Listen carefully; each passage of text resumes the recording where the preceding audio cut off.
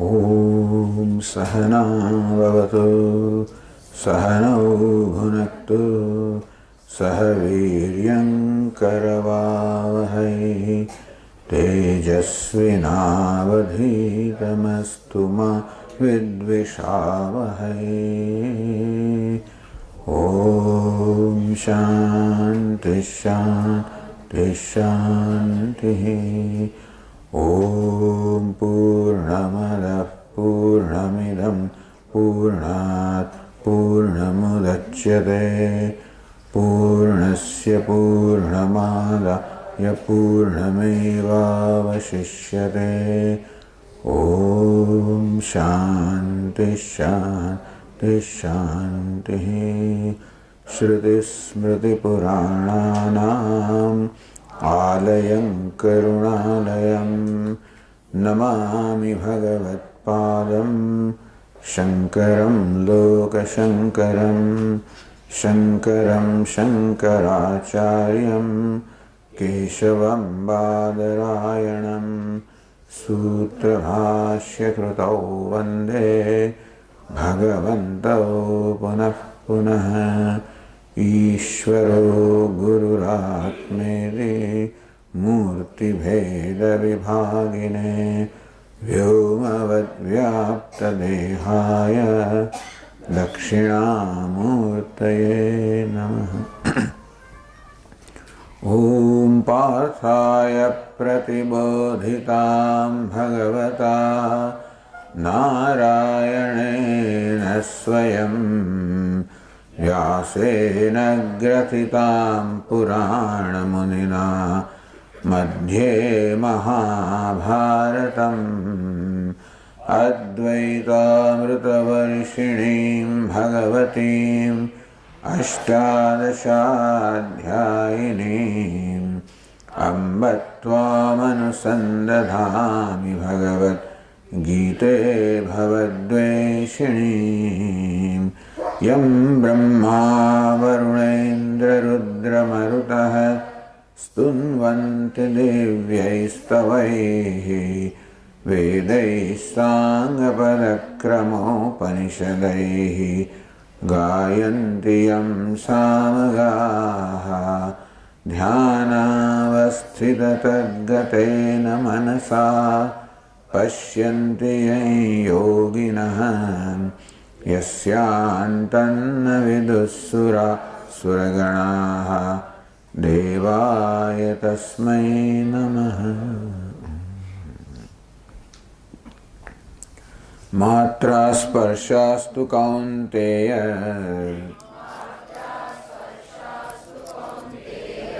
शीतोष्णसुखदुःखदाः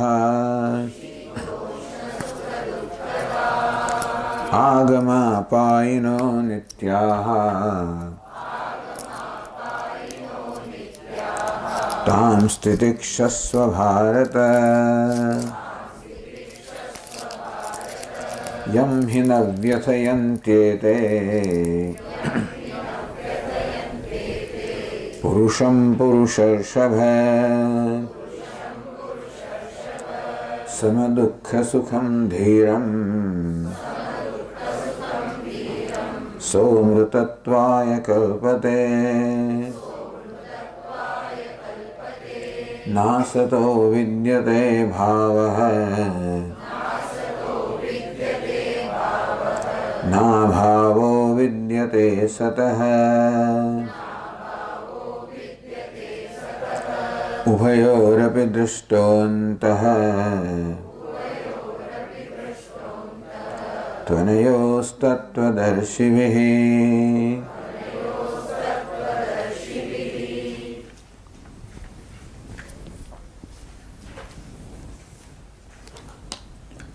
न सतो विद्यते भावः न भावो विद्यते सतः। ભગવાને 16મા શ્લોકમાં કહ્યું અસતઃ ભાવઃ ન વિદ્યતે। જે અસત છે મિથ્યા છે એનું ખરેખર અસ્તિત્વ નથી। ન અભાવઃ વિદ્યતે સતઃ। જે સત્ય છે સત્ય છે એનો ક્યારે અભાવ ન હોય, એ ક્યારે ન હોય એવું ન હોય। દુનિયામાં બે વસ્તુઓ છે, સત અને અસત. સત અને આપણે સત્ય, અસત એટલે મિથ્યા. ભગવાન આપણને આનો પરિચય આપી રહ્યા છે, સત્ય અને મિથ્યા. આમ મિથ્યા શબ્દનો અર્થ શું સમજવાનો? ઘણી વાર આપણે એમ માની કે મિથ્યા એટલે નથી, એવું નથી. વેદાંતમાં મિથ્યા નથી એમ નથી. ભગવાન એમ નથી કે જગત નથી, જગત મિથ્યા છે. નથી કહેતા કે આ દ્રાક્ષ નથી, આ દ્રાક્ષ મિથ્યા છે. નથી કેવું એક વસ્તુ છે, મિથ્યા છે એ બીજી વસ્તુ છે. એ રીતે આપણે જેને સાચી દ્રાક્ષ માનીએ છીએ, આપણે દૂરથી જોઈએ, નજીકથી ન જોયું હોય, અને તેથી એનું પૂરતું અન્વેષણ ન કર્યું હોય તો ખરેખર શું છે. અને તેથી એ દેખાય છે સ્વાદિષ્ટ સાચી દ્રાક્ષ જેવી, એટલે માની કે આ દ્રાક્ષ દેખાય છે તેવી જ છે, તો ખરેખર મારા હાથમાં એવી દ્રાક્ષ તેને સાચી દ્રાક્ષ કહેવાય. આ દ્રાક્ષ કેવી છે? ખોટી દ્રાક્ષ છે, મિથ્યા દ્રાક્ષ છે. એટલે કે દ્રાક્ષમાંથી જે પ્રકારની અપેક્ષા રાખીએ એવી અપેક્ષા આ દ્રાક્ષ પૂરી નહીં કરી શકે. અને તેથી એની સાથે કયા પ્રકારનો સંબંધ બાંધવો આપણે ક્યાં નક્કી કરી શકીએ આ વસ્તુ સત્ય છે કે નહીં, એ ખરેખર સાચી છે કે માત્ર દેખાય છે સાચી, ખરેખર નક્કર છે કે દેખાય છે નક્કર, ખરેખર ઉપયોગી છે કે દેખાય છે ઉપયોગી, ખરેખર સુખ દુઃખ આપનારી છે કે માત્ર સુખ દુઃખ આપનારી દેખાય છે. આ સમજવાની કેમ જરૂર પડે છે? કારણ કે જગત આપણને સુખ દુઃખ આપી રહ્યું છે. ટૂંકમાં જગતમાં કંઈક બને, આપણે એને અનુકૂળ એ પ્રકારની છાપ લગાવીએ, સુખી થઈએ. બીજું કશુંક બને, પ્રતિકૂળ એવી છાપ લગાવીને દુઃખી થઈએ. અત્યારે જગત આપણા સુખ દુઃખનું કારણ છે, શોકનું કારણ છે, વિષાદનું કારણ છે, સંસારનું કારણ છે. આમ જગતને સંસાર કહેવામાં આવે છે, કહેવાની જરૂર નથી, પણ એ જગત આપણામાં જે શોક દુઃખ વિષાદ ઉત્પન્ન કરે એ વિષાદ શોક દુઃખ સંસાર છે. એમાંથી મુક્ત થવું છે, જગતમાંથી મુક્ત થવું એવું નથી. આપણે દુઃખમાંથી શોકમાંથી વિષાદમાંથી મુક્ત થવું છે. તો હવે ખરેખર જગત એવું હોત કે આપણને શોક કે વિષાદ આપણને જન્માવામાં ખરેખર એવી જાતનો સ્વભાવનો હોત કે આપણો શોક જન્માવી શકે, વિષાદ જન્માવી શકે, દુઃખ જન્માવી શકે, એનો સ્વભાવ હોત, અને આપણો દુઃખ જન્મતું હોત તો બરાબર છે. આમ ડંખો સાપનો સ્વભાવ છે, વીંછનો સ્વભાવ છે, વીંછી ડંખે એટલે આપણો ડંખ લાગે, પીડા થાય, સ્વાભાવિક છે. કે સાપ આપણને પણ કરડી લે, તો ક્યારેક સાપ છે એમાંથી ઝેરની કોથળી કાઢી લેવામાં આવી હોય અને જે સાપ દેખાય વાસ્તવમાં સાપ નથી. હવે એ આપણને ખરેખર ઝેર આપણને ન ચડાવી શકે. ટૂંકમાં એ સાપ કરડે તો કંઈ ન થાય આપણને. તમે જગત પણ ઝેરની કોથળી કાઢી લીધેલા સાપ જેવું દેખાય છે, પણ ખરેખર સાપના એનામાં ગુણો નથી. એવું કંઈ કહેવાનું પ્રયોજન છે. મિથ્યા કહેવાનું પ્રયોજન જગતનો તિરસ્કાર કરવાનો નથી, જગતની નિંદા કરવાનો નથી, માત્ર જગત વિશે સમજ આપવાનો છે. જેથી આપણે વસ્તુને જેવી છે તેવી સમજી શકીએ. કે દ્રાક્ષ જેવી છે તેવી સમજી શકીએ, બસ એટલું જ. પરંતુ વેદાંત શાસ્ત્ર કહે છે કે આ દ્રાક્ષ જેવી છે એવી ન સમજીએ તો આપણામાં રાગ દ્વેષ જન્માવે. ખરેખર મિથ્યા દ્રાક્ષ છે એની સાચી સમજીએ તો આપણામાં પ્રલોભન જન્માવે, આપણને એ મેળવવાની ઈચ્છા જન્માવે. અને આપણે પહેલા કોઈ દ્રાક્ષ લઈ જાય અર્થાત આપણને મેળવવાની ઈચ્છામાં કોઈ અવરોધ તો દ્વેષનો વિષય પણ બને. પણ ગયા વખતે કહ્યું તે પ્રમાણે આ તો મિથ્યા દ્રાક્ષ છે. મારી પાસે હોય તો એ મારામાં કંઈ ઉમેરું કરતું નથી, ન હોય તો મારામાં ઘટાડો કરતું નથી. સાચી દ્રાક્ષ હોય તો ઉમેરો કરે, કારણ કે મને એનો સ્વાદ માણવા મળે, મારી ભૂખ સંતોષાય. તો જગત કેવું છે? મિથ્યા એટલે કે જગત આપણી પાસે છે તો કંઈ વધારો નથી, કે નથી તો કંઈ ઘટાડો નથી. એ સત્ય ને મિથ્યા કોને કહેવાય? સત્ય કોને કહેવાય? જે સાચું હોય એવું ભાસે છે પરંતુ વાસ્તવમાં સાચું નથી. નક્કર હોય એવું ભાસે વાસ્તવમાં નક્કર નથી. દૃષ્ટાંત આપવાનું, જેવી રીતે આપણને સ્વપ્નમાં પણ આ પ્રકારનો જગતનો અનુભવ થતો હોય છે. જાગી ત્યારે ખબર કે વાસ્તવમાં હતું નહીં. સ્વપ્ન આપણે સાચું માનતા હતા અને માટે અનેક પ્રતિક્રિયાઓ આપણે થતી હતી. તેવી રીતે ભગવાન કહી રહ્યા છે કે આ જગત અસત છે, મિથ્યા છે, અને તેમાં સત્યતા નથી. એટલે પછી આપણે અન્વેષણ કરીએ, વિચાર કરીએ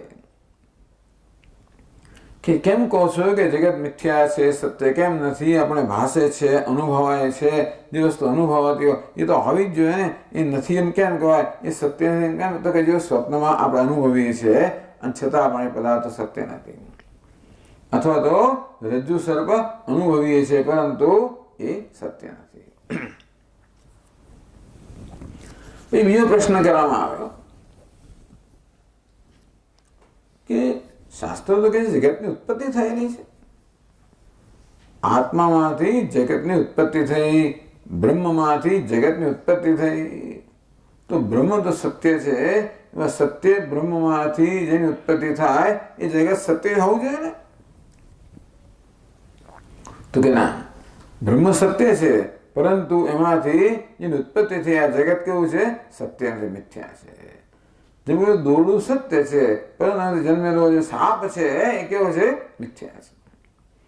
અર્થાત જેવી રીતે દોરડામાંથી કોઈ સાચા સાપની ઉત્પત્તિ થઈ નથી, માત્ર આભાસ ઉત્પન્ન થયો, તેવી રીતે બ્રહ્મમાંથી પણ કોઈ સાચા જગતની ઉત્પત્તિ નથી.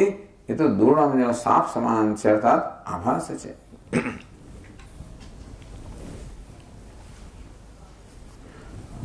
આમ જગત સત્ય છે એ માટે કોઈ પ્રમાણ નથી. આપણે ખાલી માની દેલું છે જગત સત્ય છે, નક્કર છે, જેવું દેખાય છે તેવું જ છે. એટલે આપણે જગતના પદાર્થોની જો પ્રેક્ટિકલ વસ્તુ શું છે કે જગતના પદાર્થો આપણે સુખનું સાધન માનીએ છીએ તો કે ના, એ મિથ્યા છે, એ સુખનો દેખાવ કરે, ખરેખર પદાર્થમાં સુખ નથી.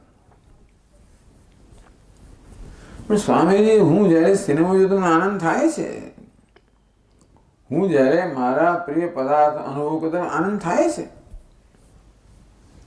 अब કેમ કહો કે આનંદ નથી?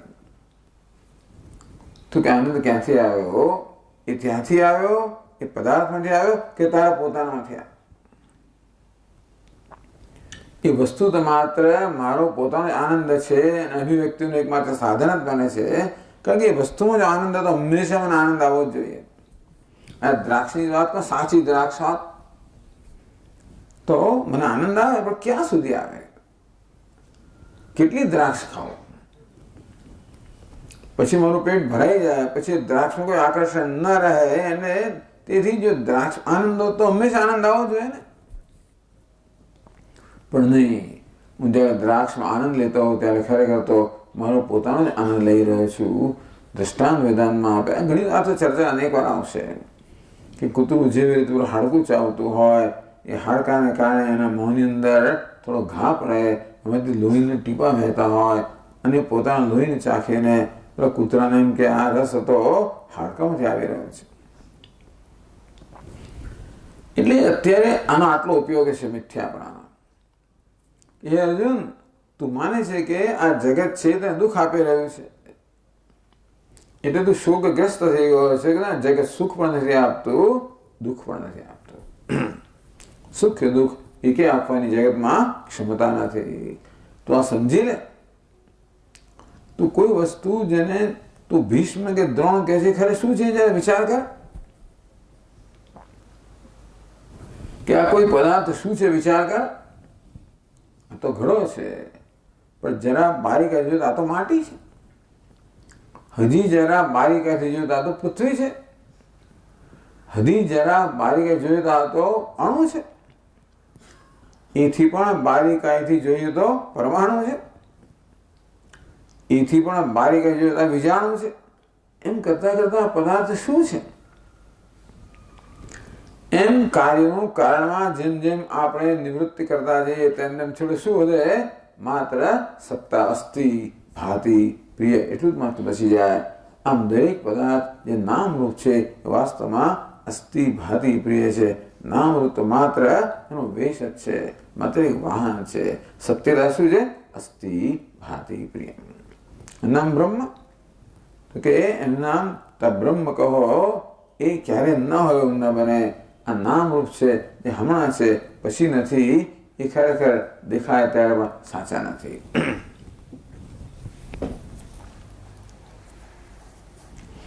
આમ પહેલા જગતની વાત કરી. જગત કેવું છે? અસત છે, મિથ્યા છે. તો આત્મા કેવો છે? તો કે સત છે. ન અભાવ વિદ્યતે સતઃ. તો પહેલી જ પંક્તિમાં આપણે પહેલું ચરણ ચર્ચા કરી, અસત ભાવ ન વિદ્યતે. બીજું ચરણ તો કે ના ભાવો વિદ્યતે સતઃ, સતઃ અભાવ ન વિદ્યતે. જે સત છે, સત્ય છે, એ ક્યારે ન હોય એવું ન બને. તો જો 61 પાના પર કહે છે, છેલ્લી ચોથી પંક્તિમાં ના ભાવો વિદ્યતે સતઃ ઇતિ. સામાન્ય વિશેષ ભાવ શૂન્યમ અખંડ ચિદેક રસમ સર્વવિક્રિયારહિતમ સદૈવ ઇત્યાદિ સુધી પ્રસિદ્ધમ અપૂર્વમ અનપરમ અનંતરમ અબાહ્યમ. તો સદ શું છે? તો કે અખંડ ચિદેક રસમ, જે અખંડ ચૈતન્ય આનંદ સ્વરૂપ છે. સર્વ વિક્રિયા રહિતમ, જો કોઈ પ્રકારની વિક્રિયા નથી, કોઈ પ્રકારનો વિકાર નથી, નિર્વિકાર છે. સદૈવ ઇત્યાદિ શ્રુતિ પ્રસિદ્ધમ, શાસ્ત્રમાં જાહેર કરવામાં આવ્યું, સદૈવ સૌમ્ય ઇદમગ્રાસીત એકમેવ અદ્વિતીયમ. હે સૌમ્ય, આ જગત એની ઉત્પત્તિ પહેલા એક અદ્વિતીય સત હતું. અપૂર્વમ, જેની પહેલા કઈ નથી. અનંતરમ, જેની પછી કાંઈ નથી, જેની અંદર કાંઈ નથી. અબાહ્ય, જેની બહાર કાંઈ નથી. અંદર ને બહાર, પહેલા અને પછી, કાર્ય અને કારણ, આ બધા પ્રકારના ખ્યાલથી જે રહિત છે. તો સત્યસ્ય સત સ્વભાવ ન વિદ્યતે. એ સત ક્યારે પણ ન હોય એવું ન હોય. આત્મા ક્યારે પણ ન હોય એવું ન હોય. તો જો એક વસ્તુ છે જગતની અંદર જે સ્થાયી છે, જે સતત હોય છે. એક વસ્તુ કેવી છે? આવનારી જનારી છે. બીજી વસ્તુ કેવી છે? સતત હોનારી છે. જેમ કે આગળ વાત કરી તેમ આ ઘડાની અંદર પણ સતત હોનારી કઈ વસ્તુ છે? તો કે માટી. આ ઘડો તૂટી જાય, એના ઠીકરા થઈ જાય, તેનું નામ બદલાઈ જાય, રૂપ બદલાઈ જાય. વળી પરાળ દઈને પછી એને તોડો તો એના કાંકરા થઈ જાય. એથી પરાળ દઈને વળી પાછો એનું ચૂર્ણ થઈ જાય. એને નામ રૂપ બદલાયા કરે. પરંતુ માટી માટી માટી એ ક્યારે પણ ના બદલાય. માટી સ્થાયી તત્વ છે, નામરૂપ બદલાતું તત્વ છે. એક સ્વાભાવિક તત્વ છે, બીજું આગંતુક તત્વ છે. દુનિયામાં બધી જ વસ્તુ આ પ્રકારે આ બેનો સંયોગ હોય છે. એ જ વાત કરી ગયા વખતે પરમાત્મા સત સ્વરૂપ છે, નિત્ય છે, સ્થાયી છે, પરંતુ એ અસ્થાયીનો, અનિત્યનો, મિથ્યાનો વેશ પહેરીને પ્રગટ થાય છે. આમ અસ્થિ ભાતિ પ્રિયમ નામરૂપનો વેશ લઈને પ્રગટ થાય છે. તો નામરૂપ તો આવનાર જનાર છે, આગંતુક છે, સત્ય નથી. પરંતુ જેણે વેશ ધારણ કર્યો છે એ અસ્થિ ભાતિ પ્રિયમ. એ કેવું છે? જે આવનારું નથી, જનાર નિત્ય છે. એટલે સત કહો, અસ્થિભાજી પ્રિય કહો, એ ક્યારે પણ ન હોય એવું ન બને. તો આપણે સમજાવે છે જાગ્રત સ્વપ્ન સુષુપ્ત્યાદિષુ સદભાવ દર્શનાર્થ. આપણે દિવસ દરમિયાન આ ત્રણ અવસ્થાઓને પસાર થતા હોય, જાગ્રત, સ્વપ્ન અને સુષુપ્તિ. એક વસ્તુ જો સ્વપ્ન આવે ને એટલે જાગ્રતનો બાદ થઈ જાય. સ્વપ્નનો અનુભવ કરીએ ત્યારે જાગ્રતના કોઈ પદાર્થો ત્યાં ના હોય. જાગ્રત દેહ પણ સ્વપ્નમાં ના હોય. સપનો આવે એટલે જાગ્રતનો બાદ. જે સ્વપ્ન છે તે જાગ્રત નથી. સુષુપ્તિ આવે ત્યારે અરે સ્વપ્નનો બહાર થઈ જાય. જાગ્રત આવે એટલે સુષુપ્તિનો બહાર થઈ જાય. આમ પ્રત્યેક અવસ્થા બીજાનો બાદ કરે છે. એટલે કે જાગ્રતમાં સ્વપ્ન પણ ન હોય, સુષુપ્તિ પણ ન હોય, સ્વપ્નમાં જાગ્રત પણ ન હોય, સુષુપ્તિ પણ ન હોય, સુષુપ્તિમાં સ્વપ્ન પણ ન હોય, જાગ્રત પણ ન હોય. એવું કશું છે જે ત્રણેયમાં હોય. આ ત્રણ કેવા છે? આવનારા જનારા છે. આપણી ભાષામાં મિથ્યા છે, હમણાં છે ને પછી નથી. વેશ છે. આવનારા જનાર કેવું હોય? વેશ છે. એવું કશું છે જે આ ત્રણેયમાં સ્થાયી હોય, નિત્ય હોય, આવનાર જનાર ન હોય. કે હા, હું બાલ્યાદિષુ અપી જાગ્રતાદિષુ તથા સર્વાસુ અવસ્થાસુ અપી. જાગ્રત, સ્વપ્ન, સુષુપ્તિ બદલાયા કરે. અહમ અહમ અંતસ્ફુરંતમ. આ હું પ્રત્યે સ્ફુરી રહ્યું છે. આપણે યાદ છે ગઈકાલે જે હું જાગતો હતો, વાત કરતો હતો, વ્યવહાર એ જ અત્યારે વ્યવહાર કરી રહ્યો છું. રાત્રે જે સુવા ગયો હતો એ સવારે હું જાગ્યો છું. હું જે છે એનું સાતત્ય આપણે સતત અનુભવીએ છીએ. એકાત્મ પ્રત્યય સારમ સતત છે. આ બધી બદલાતી અવસ્થાઓની અંદર એક નહીં બદલાતું તત્વ છે. કયું છે? અહમ અહમ અહમ. હું જાગ્રત છું, હું સ્વપ્ન જોઈ રહ્યો છું, હું સુષુપ્ત છું. કદાચ ભાન નહીં સુષુપ્ત, પણ હું છું, હું છું, હું છું, એનો ક્યારેય બાદ ના થાય. હું જાગું છું, સ્વપ્નમાં છું, ઊંઘું છું, સુખી છું, દુઃખી છું, અહીં છું, ત્યાં છું, સારો છું, ખરાબ છું, પિતા છું, પુત્ર છું, બધા ખ્યાલ બદલાયા જ કરે સતત. પણ હું છું, હું છું, હું છું, એ ખ્યાલ ક્યારે ના બદલાય. સુખીમાં પણ હું તો છું, દુઃખીમાં હું તો છું, હું છું. હું છું પ્લેટફોર્મ છે, રંગમંચ છે. એના પર પિતા, પુત્ર, કર્તા, ભોગતા, સુખી, દુઃખી આ બધા ખેલ ચાલી રહ્યા છે. જેવી રીતે સિનેમાના ચિત્રપટ પર અનેક ખેલ ચાલી રહ્યા હોય, એ ખેલ બદલાયા કરે, પણ જેને ધારણ કરનાર છે એ ચિત્રપટ જરાય બદલાતો નથી, નિર્વિકાર છે. તેવી રીતે આ હું છું એના પર આ બધા ખેલ ચાલે. સુખી છું, દુઃખી છું, પિતા છું, પુત્ર છું, કરતા છું, ભોગતા છું. આમ આપણા બે તત્વ છે. એક સ્થાયી તત્વ અને બીજું આગંતુક તત્વ, બદલાનારું તત્વ. ભગવાન કે જે સ્થાયી તત્વ છે એ સત્ય છે, બદલાનારું છે એ વેશ છે. વેશ કહો, આગંતુક કહો કે વેદાંતમાં મિથ્યા કહો. મિથ્યાનું બીજું દૃષ્ટાંત તમને આપું. પેલો અભિનેતા જે અત્યંત ધનવાન છે એ ભિખારીનો વેશ પહેરીને રંગમંચ પર અભિનય કરતો હોય. લોકો ભિખારી સાચો છે કે નહીં? એ ભિખારી જો દેખાય છે વાસ્તવમાં ભિખારી કેવો છે? મિથ્યા છે. અભિનેતા કોણ છે? સત્ય છે. ત્યાં જેવી રીતે સત્ય અભિનેતા મિથ્યા ભિખારીનો વેશ પહેરનાર, તેવી રીતે સર્વત્ર હું છું, હું ભાસું છું, હું પ્રિય છું, અસ્થિ ભાતિ પ્રિય, એ બધા વેશ લઈને જાગ્રત, સ્વપ્ન, સુષુપ્તિ, સુખી, દુઃખી, પિતા, પુત્ર.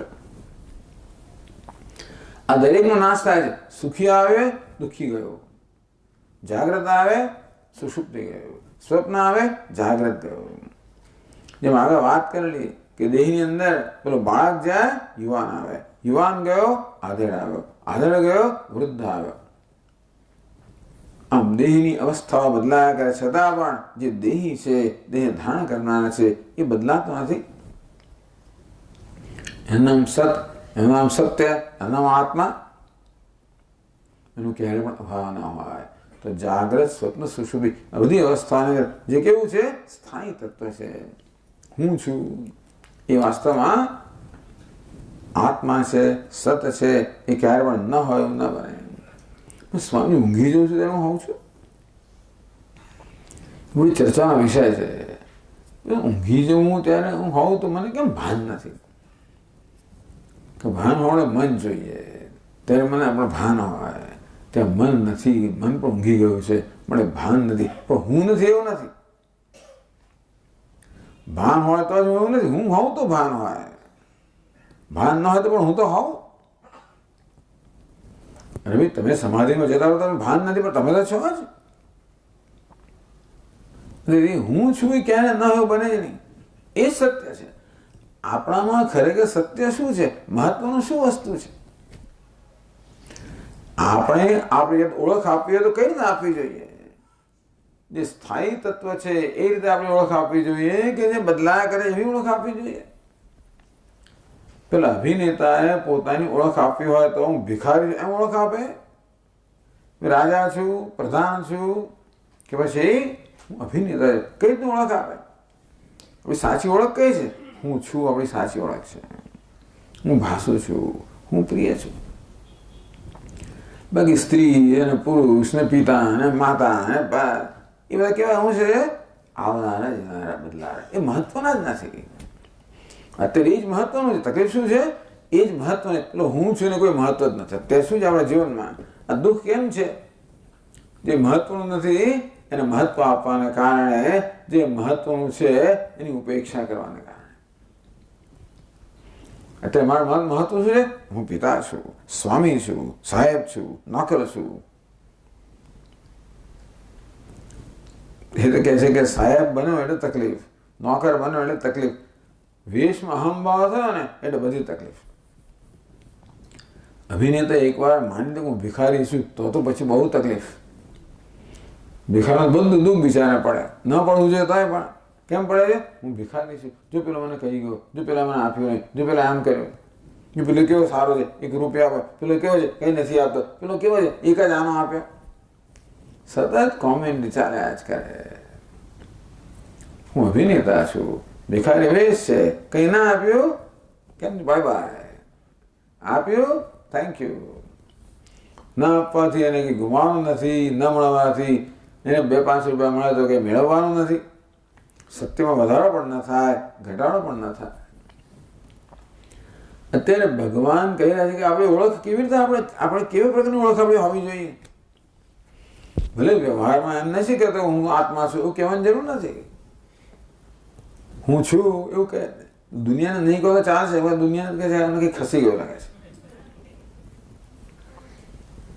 પણ અંદરને આપણે જાણવું જોઈએ. ભલે પેલો અભિનેતા ભિખારીની જેમ આ બેહૂબ વેશ કરે, પણ અંદરથી જાણે છે કે આ તો ખાલી વેશ જ છે. તો અંદરથી જાણતા હોઈએ કે પિતા, માતા, સ્ત્રી, પુરુષ, સુખી, દુઃખી, કરતા, ભોગતા, વક્તા, શ્રોતા, આ બધા વેશ છે. તો બધી વેશની બધી સમસ્યાઓ વેશના સ્તરે રહેશે. પેલાને અંદરથી ભાન છે કે હું તો અભિનેતા છું, તો ભિખારીનું અપમાન કરે તો ભલે એ નાટકમાં એના અપમાનને જે પ્રતિક્રિયા દર્શાવતો હોય, કોઈ માન આપે, જે પ્રતિક્રિયા દર્શાવતો, અંદરથી કોઈ પ્રતિક્રિયા નથી.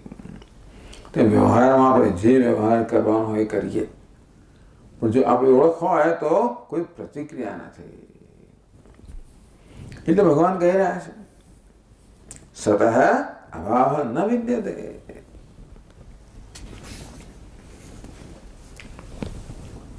બસ આટલું સત અને અસત આપણા બેના સંયોગ છે. નહીં તો તકલીફ ના હોત. આપણા 2 તત્વ, સત તત્વ અને અસત તત્વ, અભિનેતા અને વેશ, સ્થાયી અને આગંતુક. જેમ ઘડામાં માટી સ્થાયી છે, આ નામરૂપ આગંતુક છે, ઘરેણામાં સુવર્ણ સ્થાયી છે, નામરૂપ આગંતુક છે, તેમ હુંમાં પણ આ હું છું, ભાસું છું, પ્રિય છું, અસ્થિ ભાતિ પ્રિય સચ્ચિત આનંદ એક સ્થાયી તત્વ છે. બધાને જોડનારી કડી છે. અનુભવ આવે અને જાય, વેશ આવે અને જાય. સુખી વેશનો ધર્મ છે, દુઃખી વેશનો ધર્મ છે, પિતા વેશનો ધર્મ છે. એ વેશનું નામ છે, મારું નામ નથી. પિતા કોનું નામ છે? વેશનું નામ છે. ભિખારી વેશનું નામ છે, અભિનેતાનું નામ નથી. આ પ્રકારે નિશ્ચય કરો અર્જુન. ઉભયો દૃષ્ટોંત બીજપંચત્વનયો તત્વદર્શી. એ અર્જુન તત્વદર્શી છે. સૂક્ષ્મ તત્વનું દર્શન કરવાનો સ્વભાવ થઈ ગયો છે. એ સર્વત્ર કોના દર્શન કરે છે? એ જોઈએ કે બધા વેશની અંદર એક જ પરમાત્મા રહે, સર્વત્ર એક પરમાત્માનું દર્શન કરે છે. તત્વના દર્શન કરવા એટલે એ વાસ્તવિક તત્વ છે, જે સ્થાયી છે, જે નિત્ય છે, જે સર્વવેશ ધારણ કરનાર છે. કોણ? અસ્થિ ભાતિ પ્રેમ, જે સર્વ નામ રૂપનો વેશ ધારણ કરનાર છે. એ સચ્ચિદાનંદ પરમાત્મા, એના દર્શન કરવા એનો સ્વભાવ થઈ ગયો, એને તત્વદર્શી કહેવાય. બસ તત્વદર્શીનું આટલું જ છે, આટલો નિશ્ચય થયો. ઉભયો અપી દૃષ્ટ અંત. અંત એટલે એનો ઉભયો અંત નિશ્ચય, સમજ. આ તત્વદર્શીને બસ આટલી સમજ પ્રાપ્ત થઈ છે. એ સતને સત જાણે છે, અસતને અસત જાણે છે. આટલું જ કરવાની જરૂર, બાકી કંઈ કરવાની જરૂર. બાકી જે જાણો એ જાણો, ના જાણો ના જાણો. પછી ડોક્ટર થાવ, એન્જિનિયર, જે થવું એ થાવ, જે કરવો એ કરો. જે વેશ ભજવો વેશ ભજવો, પ્રેમથી ભજવો. પણ સાથે સાથે આ બધા વેશના ધર્મ છે, આ વેશના સ્તરે થઈ રહ્યું છે. હું ધારણ કરનાર એ વેશથી કેવો છું? અલિપ્ત છું, અસંગ છું. અને તો પછી જ્યારે હું જોઉં કે હું તો અસ્થિભાદી, તો તમે કોણ છો? અસ્થિભાદી આ બે વેશ, એમાં એક જ અસ્થિભાદી પ્રિય. આમ કહે છે કે એ તેના તો સત્ય જ્ઞાનાનંદાત્મકમ યત તદેવ સદા. 62માં પાના પર કહ્યું તત્વદર્શી. કઈ પંક્તિમાં? ચોથી પંક્તિમાં. તત્વદર્શી કોને કહેવાય? તત્વમ સર્વાધિષ્ઠાન ભૂતસ્ય બ્રહ્મણ યાથાત્મ્યમ. તત્વ એટલે વાસ્તવિકતા જે છે તે સર્વ બ્રહ્મ છે, નામ તત્વ. સત્ય જ્ઞાનાનંદ અસ્તિ ભાતિ પ્રિય કે સત્ય જ્ઞાનંદ કે સચ્ચિદાનંદાત્મકમ. બસ એ જ જેને બધા એના જ જેને દર્શન સર્વત્ર થાય છે. સર્વત્ર એ છે જ, જે કાંઈ છે એ જ છે. સર્વ વેશ જુદા છે. આ પ્રકારે સર્વત્ર જે આત્મા અનાત્મ વિવેક જેને કર્યો, વેશ અને અભિનેતાનો વિવેક કર્યો, સ્થાયી અને અનિત્યનો વિવેક કર્યો. પોતાનામાં કર્યો બધામાં થઈ ગયો. મારામાં વિવેક છે કે અમારી ઉપાધિ છે, તો અસત છે, અનિત્ય છે, વેશ છે, એ ધારણ કરવા હું અસ્થિભાદી પ્રિય, એટલે એ લાગુ બધા લાગુ પડે. આ બધા વેશ છે. ઈશાવાસ્ય ઇદમ સર્વ, એક જ ઈશ્વર આ બધા વેશ ધારણ કરીને પ્રગટ થયેલા છે. બસ એનું નામ જ સર્જન. આ ઈશ્વર આ બધા વેશ ધારણ કરે, એનું નામ એનું સર્જન. નિશ્ચય દુષ્ટ કૃત એટલે કે એ તેના તો અભી આત્મન અનિત્યત્વ બ્રહ્મ ઉપસૃજ્ય ઉત્સૃજ્ય. તકલીફ શું થઈ? કે વેશમાં અહમ ભાવના કારણે વેશના મૃત્યુને મારું મૃત્યુ માનવામાં આવ્યું. તકલીફ ત્યાં થઈ. ક્યાંક મૃત્યુ છે ખરું? ક્યાં છે? વેશનું છે. વેશમાં અહમ ભાવને કારણે વેશના મૃત્યુને મારું મૃત્યુ માનો, વેશના અપમાનને મારું અપમાન માનો, વેશની નિષ્ફળતાને મારી નિષ્ફળતા માનો, વેશના પરાજયને મારો પરાજય માનો. તો આવું જ કેમ કરો છો? કે માન પણ મળે છે ને, એવું અપમાન કેમ કહો છો? પરાજય ક્યાં? જય પણ મળે છે ને. અરે પણ જયને મારો માનલો પરાજય મારો થવાનો છે, માનને મારું એટલે અપમાન મારું જ માનવાનું. તકલીફ શું છે કે પરાજયનું પ્રમાણ વધારે હોય છે, અપમાનનું પ્રમાણ વધારે હોય છે, આ બધાનું પ્રમાણ દુનિયામાં વધારે હોય છે. પ્રારંભ સારું ક્યારેક ક્યારેક વિજય મળે, ક્યારેક ક્યારેક માન મળે, ક્યારેક ક્યારેક એવું થાય, બાકી તો મોટે ભાગે પેલું જ બધું હોય છે. 50% 50 તોય પણ ચાલો હમણાં અપમાન તો કોઈ માન આપશે એવું નથી થતું. આ માન આપના સર્વ વેશના ધર્મ છે. ઈશ્વર અલિપ્ત અસંગ હું કેવું છું, આનંદ સ્વરૂપ છું. એ પ્રકારે દર્શન કરે છે તો કોઈ શોકનું કારણ નહીં રહે.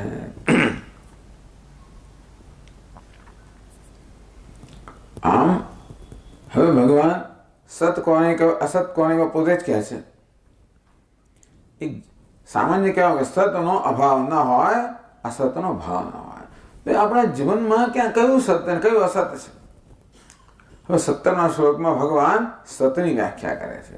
જેનો અભાવ નથી એ સત કેવું છે એ આપણને 17મા શ્લોકમાં કહે છે. 62મા પાના પર અવિનાશિતુ તદ્વિદ્ધિ येन सर्वमिदं ततं विनाशमव्ययस्यास्य न कश्चित् कर्तुमर्हति.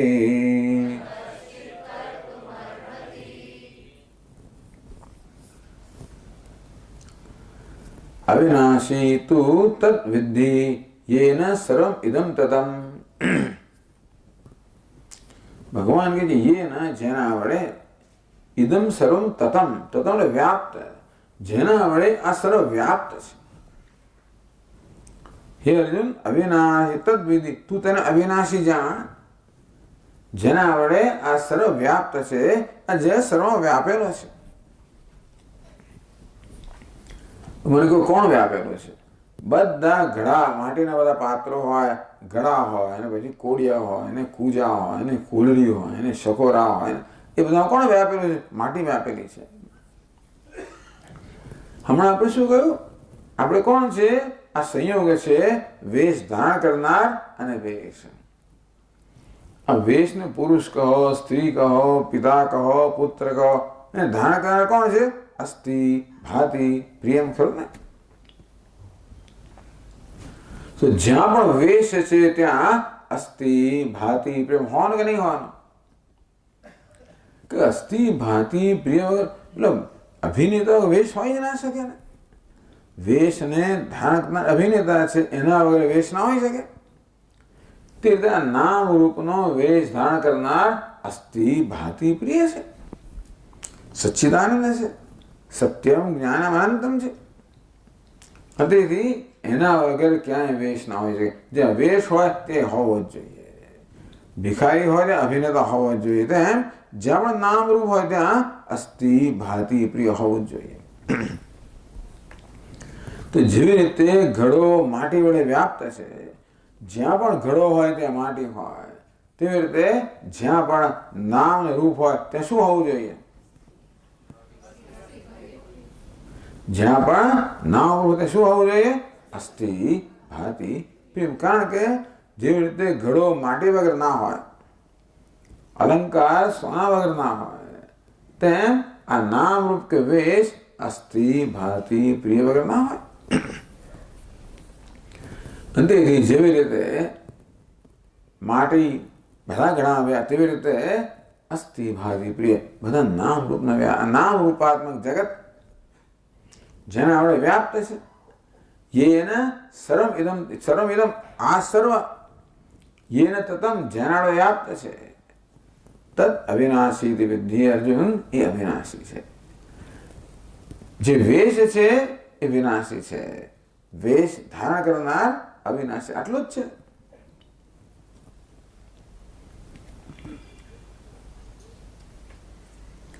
હવે પ્રશ્ન થયો કે અસ્થિ, ભાતિ, પ્રિયનો વિનાશ થાય કે ના થાય? આત્માનો અસ્થિ, ભાતિ, પ્રિયનો વિનાશ થાય કે ના થાય? તો હવે એ આપણા ટીકાકાર છે ને, એ એ પ્રશ્નની ચર્ચા કરે છે કે વિનાશ કેમ સંભવી શકે. તો તમે જો 63માં પાના પર નીચેથી 5મી પંક્તિ જુઓ. અત્ર આત્મન નાશમ વદનવાદી પ્રષ્ટવ્ય. કોઈ કહેના છે કે આત્માનો પણ નાશ થાય છે.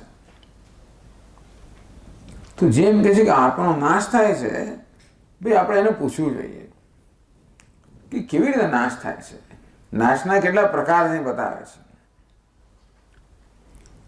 નાકિમ આત્મનો નાશ સ્વતો વા પરતો વા. આત્મા સ્વયં આત્માનો નાશ થઈ જાય છે કે બીજો કોઈ નાશ કરે. નાશ થવાની એક રીત છે સ્વયં નાશ થઈ જાય. આ ધારો કે ફળ હોય ને, એમને મૂકો ને તમે તો થોડા વખતની અંદર બધું બિચારું જૂનું થઈ જાય, સડી જાય, નષ્ટ થઈ જાય. આમ દુનિયાની કેટલીક વસ્તુ એવી છે સ્વયં જ નાશ પામે, કશું ના કરો તો નાશ થવાની એક એવી છે સ્વયં નાશ થવો, એક રીતે નાશ થાય.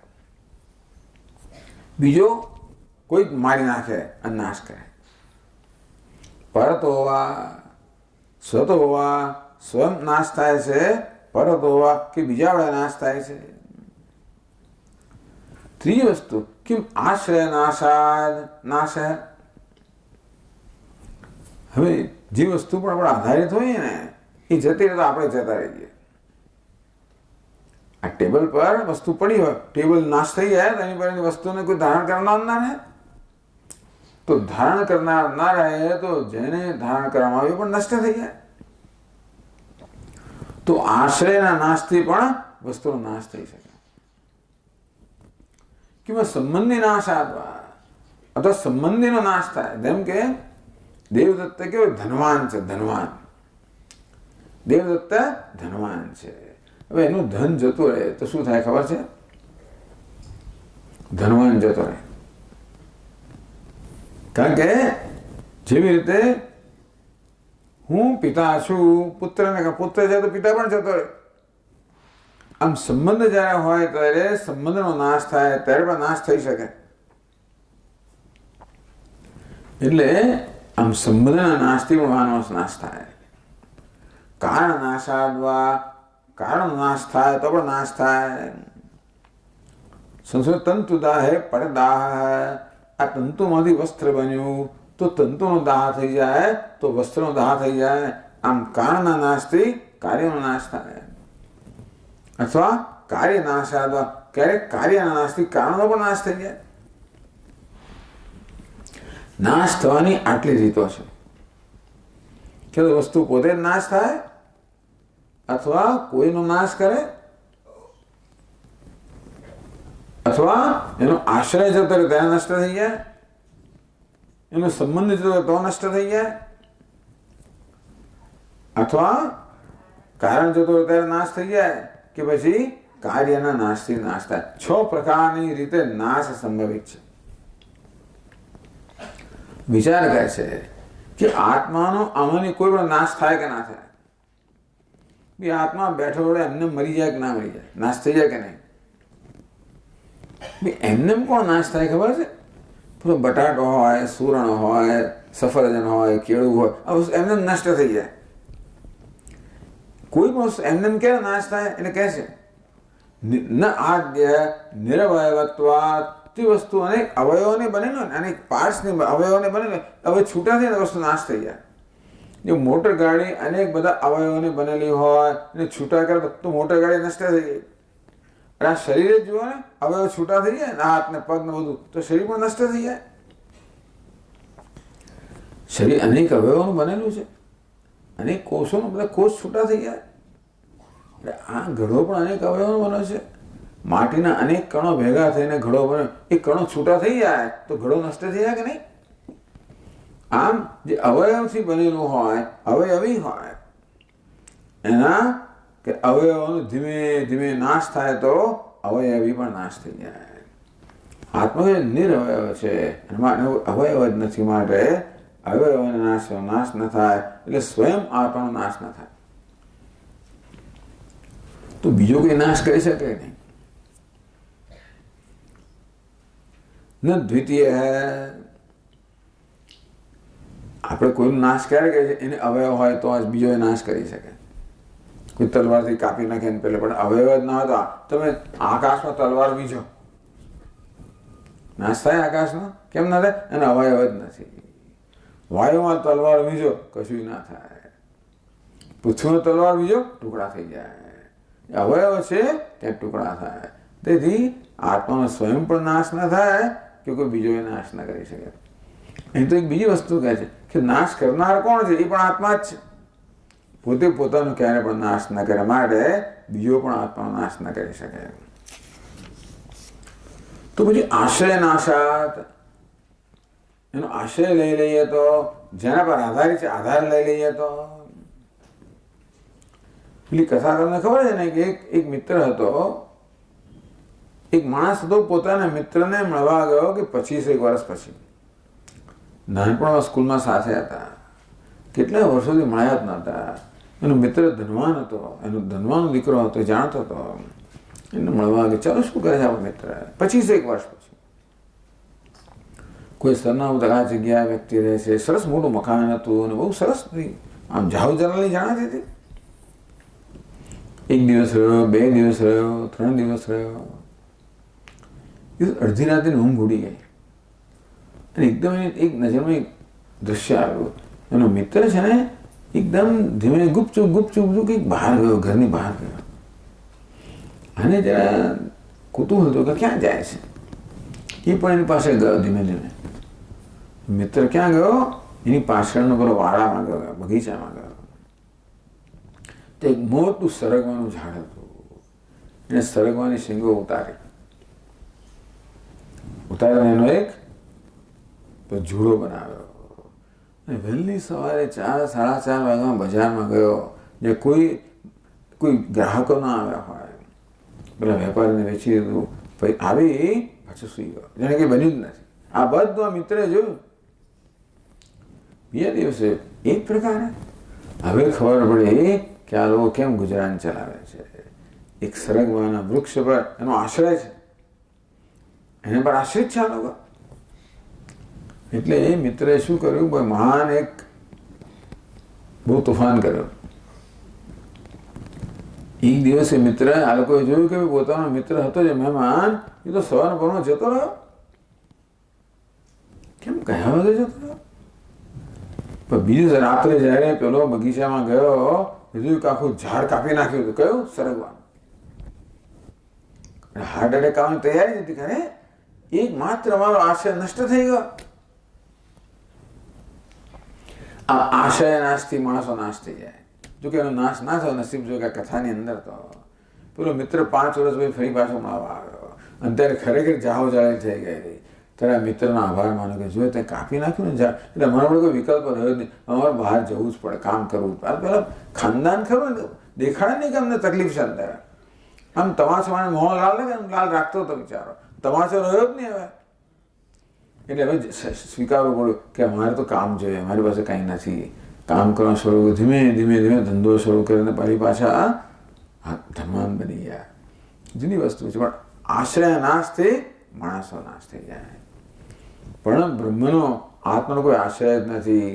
એ કહે છે કસ્મિન ભગવત પ્રતિષ્ઠિત હતી. 600 પાના પર કહું, નારદ મુનિ પ્રશ્ન કરે સનત કુમારને કે ભગવાન આ બ્રહ્મ ક્યાં પ્રતિષ્ઠિત છે? સ્વયં મહિમને. એ તો પોતાનામાં પ્રતિષ્ઠિત છે. આત્મા સર્વનો આશ્રય છે, એનો કોઈ આશ્રય નથી. તેથી આશ્રય નાશથી એનો નાશ ન થાય. નાભી ચતુર્થ. ચોથું કયું છે? યાદ છે? સંબંધી નાશાદ્વા. આત્માને કોઈ સંબંધિત અસંગો એ અસંગ છે. એને નાવા નીચવાનું કશું છે જ નહીં.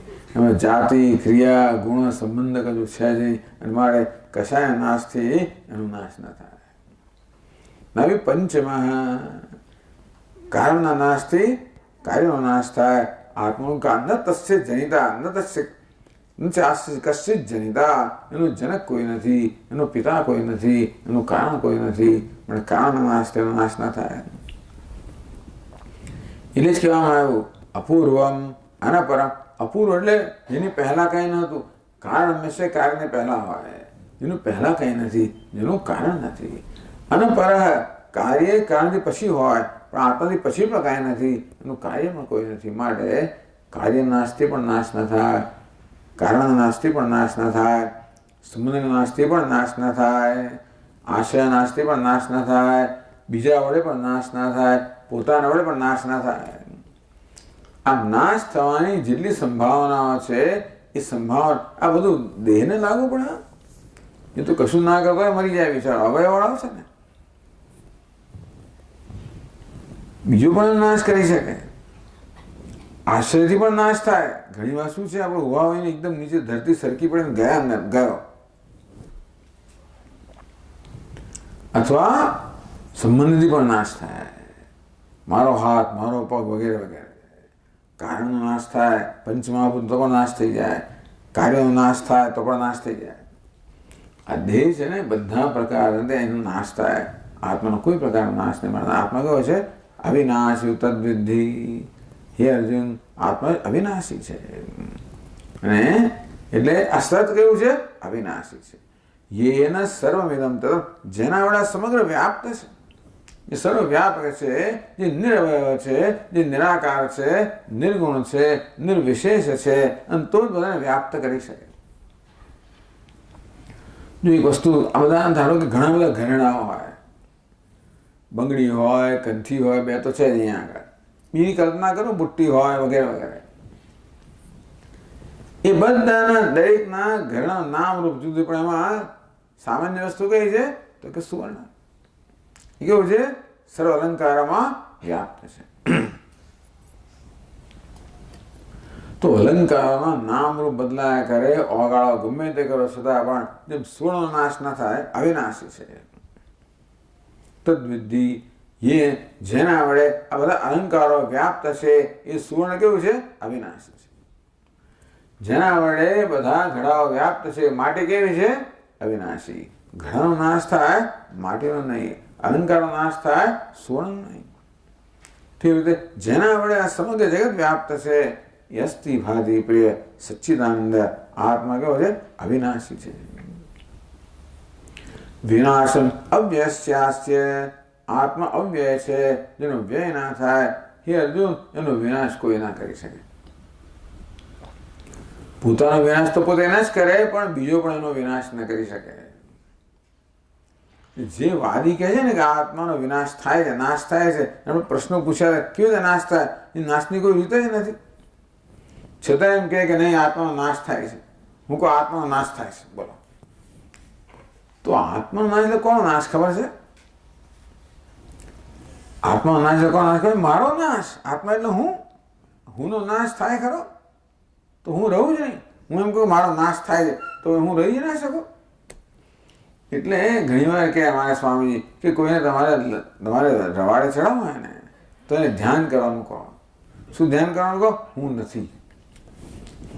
એક ધ્યાન કરવાનું કહો, હું નથી. આસમાં ધ્યાન કરવું, હું નથી. મને કંઈ દેખાતો, અરે પણ તું મને દેખાતો નથી, પણ જોનાર તો તું ખરો કે નહીં? કંઈ નથી, પણ ધ્યાન કરનાર તો ખરો જ ને. હું નથી એમ કહેનાર તો તું ખરો જ ને. હુંનો ક્યારે પણ અભાવ ના હોય, અવ્યય છે, ક્યારે પણ વિનાશ ના હોય. બહુ મહત્વની વસ્તુ છે કે એવું છે કશું જેનો વિનાશ નથી. અને એ જ આપણે કહ્યું ને, બે તત્વ છે, એક સત છે, અસત છે, સત્ય છે, મિથ્યા છે, અભિનેતા છે, વેશ છે. એમાં અભિનેતા કેવો, સત કેવો? તો કે અવિનાશી છે. આપણે કહ્યું તે પ્રમાણે આપણા બેનો સંયોગ છે. તેથી મહત્વની વસ્તુ કઈ છે? અસ્થાયી વસ્તુ આવનારી જનારી છે, આગંતુક છે. વેશ એ મહત્વનું છે કે વેશને ધારણ કરનાર જે છે, સ્થાયી છે, નિત્ય છે, અવ્યય છે, એ મહત્વનો છે. બસ આ પ્રકારે ભગવાન અર્જુનનો ઉપદેશ કરે છે કે અર્જુન, તને શોકનું કારણ શું છે? કે જે અવિનાશી છે એ તો નાશવંત માને છે. કે આ ભીષ્મનું મૃત્યુ થશે, આ દ્રોણનું મૃત્યુ થશે, મારા સ્વજનનું મૃત્યુ થશે, તો કોનું મૃત્યુ થશે? ખરેખર ભીષ્મનું કયું તત્વ છે? આ ભીષ્મ તો એક વેશ છે, એ ધારણ કરનાર તો આત્મા અવિનાશી છે. દ્રોણ પણ એક વેશ છે, ધારણ કરનાર આત્મા અવિનાશી છે. અને આગળ કહે છે વેશ તો જ્યારે નષ્ટ થવાનો જ છે. અંતવંત ઇમે દેહ, આ દેહ તો કેવા છે? અંતવાન છે, એ તો વિનાશી જ છે. દરેક વસ્તુ વિનાશી અને અવિનાશી એનો સંયોગ છે. અને તેથી એ પ્રકારે જાણે તો અવિનાશીનો ક્યારેય પણ નાશ નહીં. મહત્વનું છે, જે વાસ્તવિક છે, જે સત્ય છે, એનો ક્યારેય પણ નાશ નથી. જે વેશ છે, મિથ્યા છે, આગંતુક છે, જે તો હમણાં છે અને પછી નથી, પણ એનો નાશ થવાનો જ છે. આ પ્રકારે જાણે અર્જુન તું શોકમાંથી મુક્ત થઈ જાય. અર્જુનને શોકમાંથી મુક્ત થવાવાળા પારમાર્થિક ઉપદેશ કરવામાં આવે છે કે તારા શોકનું કારણ તો મૃત્યુ છે. કોનું મૃત્યુ? આત્માનું મૃત્યુ. એ તો હોઈ ના શકે. અનાત્માનું મૃત્યુ એ તો મરતે જ છે, થવાનું જ છે. તેથી નિત્ય કે અનિત્ય એક વસ્તુ ખરેખર શોકનું કારણ ન હોઈ શકે. એટલે આપણે આનો ઉપયોગ શું કરવાનો? પ્રેક્ટિકલ. દુઃખ થાય ત્યારે આનો ઉપયોગ કરવો. સ્વામી મારું મન દુભાયું, મને અપમાન થયું, મારું ફલાણું જતું રહ્યું, કંઈક ટૂંકમાં કશું બને એને દુઃખ થાય તો પૂછવાનું કે શેને કારણે દુઃખ થાય છે? નિત્યને કારણે કે અનિત્યને કારણે? વેશને કારણે કે વેશને ધારણ કરનારને કારણે? દુઃખ ક્યારે થાય? વેશમાં અહમ ભાવ કરીએ ત્યારે. વેશના સ્તરે થતું હોય એને મારા સ્તરે થાય એમ માનીએ ત્યારે. કોઈ કહી ગયું, કોને કહી ગયું? અહંકારને કહી ગયું. બુદ્ધિને કહેશું મૂર્ખ છું, કોને ના? બુદ્ધિને કહ્યું. અક્કલ વગરનો છું, બુદ્ધિને કહ્યું. ટૂંકમાં આવું કહે આપણને કોઈ. કોને કહે? બુદ્ધિને કહે. ભલે હું કોણ છું? બુદ્ધિને ધારણ કરનાર છું. હું બુદ્ધિ નથી. બધું કેટલી બુદ્ધિ આવીને ગઈ મારી પાસે અને આવીને જશે ખરી. તેથી એને માટે મારે શું શોક કરવાનો? આમ અનિત્યને બધો વ્યવહાર થતો હોય છે. અનિત્યમાં અહમ ભાવને કારણે શોક જન્મતો હોય છે. શોક જન્મે ત્યારે વિવેક કરવા. હું કોણ છું? વેશ ધારણ કરનાર છું. માતાને દુઃખ થાય, પિતાને દુઃખ થાય, સાસુને દુઃખ થાય, પુત્રવરને દુઃખ થાય, પતિને દુઃખ થાય, પત્ની બધું દુઃખ થાય જ. બધા વેશમાં સુખ દુઃખ રહેલું જ છે. એવું કે વેશ ના હોય જેમાં આ બધું ના હોય. પણ જો વિવેક કરવામાં આવે આ બધું દુઃખ વેશના સ્તરે છે. અપમાન વેશના સ્તરે છે, નિષ્ફળતા વેશના સ્તરે છે. હું ના સ્તરે નથી. હું તો છું એમને એમ જ છું, નિત્ય છું, સદા મુક્ત છું. આ પ્રકારે આપણું ધ્યાન વેશમાંથી વેશ ધારણ કરનાર અહમમાં લઈ આવીએ તો આપણે દુઃખની મિથ્યાત્વને જોઈ શકીએ અને રીતે એમાંથી મુક્ત થઈ શકીએ. પાછું આવશે કે આપણે વળી વેશમાં અહમભાવ કરી દઈશું. જેટલી વાર એટલે તમાચો પડવાનો જ છે. વેશમાં અહમભાવ કરો તમાચો પડવાનો જ છે. તમાચો પડ્યો, વેશમાં અહમભાવ થયો. બાકી તમાચો આત્મા તો અડકે જ નહીં. એનો આશ્રય પણ નાશથી ના થાય, એનો આશ્રય જ નથી, એનો સંબંધ જ નથી. પેલા અભિનેતાને ભિખારીનો કોઈ સંબંધ જ નથી. છે નથી. એટલે ભિખારી અભિનેતાને કશું ના સંબંધ બાંધી દો કે હું ભિખારી તો બધું થાય. સંબંધ ન બાંધી દો તો કશું જ નથી. આ વિધાન શીખવાય છે કેવી રીતે? એટલે આ બધું વ્યવહારમાં ઉપયોગી વસ્તુ છે. ખાસ કરીને દુઃખ થાય, શોક થાય ત્યારે આ ઉપદેશનો ઉપયોગ કરવો. આત્મા અનાત્મા વિવેકનો કે હું તો વેશ ધારણ કરનાર છું. આ બધી સમસ્યાઓ વેશના સ્તરે છે. કોઈ કહી ગયું, વેશને કહી ગયું. કોઈ લઈ ગયું, વેશનું લઈ ગયું. કોઈ આપી ગયું, વેશને આપી ગયું. સુખ દુઃખ બંને ક્યાં છે? વેશના સ્તરે છે. આમ કેવી રીતે શોકમાંથી મુક્ત થવું એના માટે ભગવાન આ પારમાર્થિક ઉપદેશ કરી રહ્યા છે. ઓમ પૂર્ણમદઃ પૂર્ણમિદં પૂર્ણાત પૂર્ણમુદચ્યતે પૂર્ણસ્ય પૂર્ણમાદાય પૂર્ણમેવાવશિષ્યતે. ઓમ શાંતિ શાંતિ શાંતિ. શંકરં શંકરાચાર્યં केशवं बादरायणं सूत्रभाष्यकृतौ वन्दे भगवन्तौ पुनः पुनः। ईश्वरो गुरुरात्मेति विभागिने व्योमवद्व्याप्तदेहाय दक्षिणामूर्तये नमः। ॐ शान्ति शान्ति शान्तिः। हरि ओम। श्री गुरुभ्यो नमः। हरि ओम।